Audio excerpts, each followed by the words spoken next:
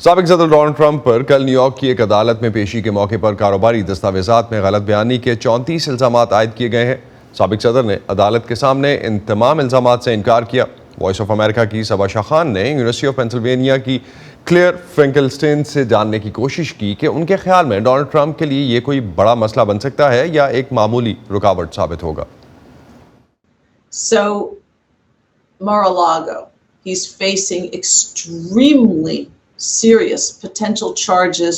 انہیں ممکنہ طور سے جاسوسی، حساس دستاویزات کی غلط ہینڈلنگ، 18 USC 1001 کے تحت وفاقی حکام سے جھوٹ بولنے، خفیہ دستاویز سے متعلق کچھ دیگر انتہائی سنگین الزامات اور انہیں حکام کے حوالے کرنے میں ناکامی جیسے انتہائی شدید نوعیت کے الزامات کا سامنا ہے۔ ہمیں ابھی تک 6 جنوری کی کمیٹی بغاوت کی سازش کے کیس کے بارے میں علم نہیں ہے۔ یہ انتہائی سنگین جرائم ہے اور در حقیقت 14ویں ترمیم کے سیکشن 3 کے تحت بغاوت کی سازش یا بغاوت کا مطلب یہ ہوگا کہ وہ پھر کبھی وفاقی عہدہ نہیں رکھ سکیں گے، جو کہ ان دیگر جرائم کے سلسلے میں نہیں ہوگا۔ اگر ان پر جارجیا میں مقدمہ چلا تو وہاں کی ڈسٹرکٹ اٹارنی فینی ولس ان پر انتخابات میں مداخلت کی فرد جرم عائد کر سکتی ہیں۔ یہ بھی بہت سنگین جرم ہوگا، لہٰذا جس پیمانے کی مشکلات کا ڈونلڈ ٹرمپ کو سامنا ہے یہ ان کے مقابلے میں کچھ بھی نہیں۔ So Trump on Twitter called the hush money payments. Trump خاموشی کے لیے دیے جانے والی رقم کو ٹویٹر پر ایک سادہ نجی لین دین کہہ چکے ہیں۔ رائٹرز کو ایک انٹرویو میں وہ یہ بھی کہہ چکے ہیں کہ اسٹارمی ڈینیلز کو ادائیگی انتخابی مہم کے لیے نہیں تھی اور قانون کی کوئی خلاف ورزی نہیں ہوئی۔ Deal here. Could say, I wanted to cover this up because I didn't want to upset my wife. وہ یہ کہہ سکتے ہیں کہ میں اس افیئر کو اس لیے چھپانا چاہتا تھا تاکہ میری بیوی اس پر ناراض نہ ہو۔ اس کا تعلق میری انتخابی مہم سے نہیں تھا۔ اسے وکلا جرم کرنے کا ارادہ کہتے ہیں۔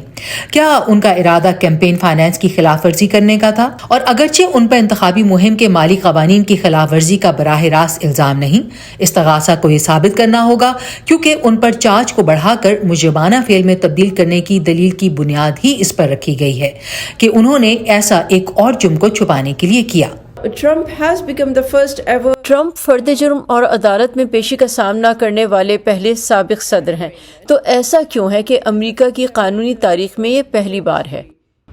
Of the United States.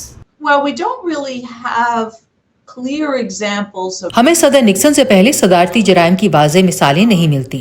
Nixon کا کیس وہ پہلا موقع تھا کہ ہم ایک سابق صدر پر فرد جرم عائد ہوتے دیکھ سکتے تھے، لیکن جیسا کہ سب جانتے ہیں فورڈ نے صدر بننے کے فوراً بعد انہیں معاف کر دیا۔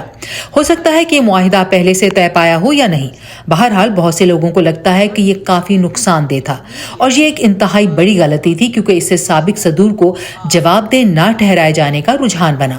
پھر یہ ایک ایسے صدر کے لیے انتہائی اہم ہے جو عہدے پر رہتے ہوئے جرائم کا ارتکاب کرتا ہے، تو اگر عہدے پر رہتے ہوئے جواب دہی نہ ہو تو کم از کم ان کے عہدے سے ہٹنے کے بعد تو ہو، تاکہ ایسا نہ ہو کہ انہیں قانونی عمل سے استثنا مل جائے۔ That they're not immune to the criminal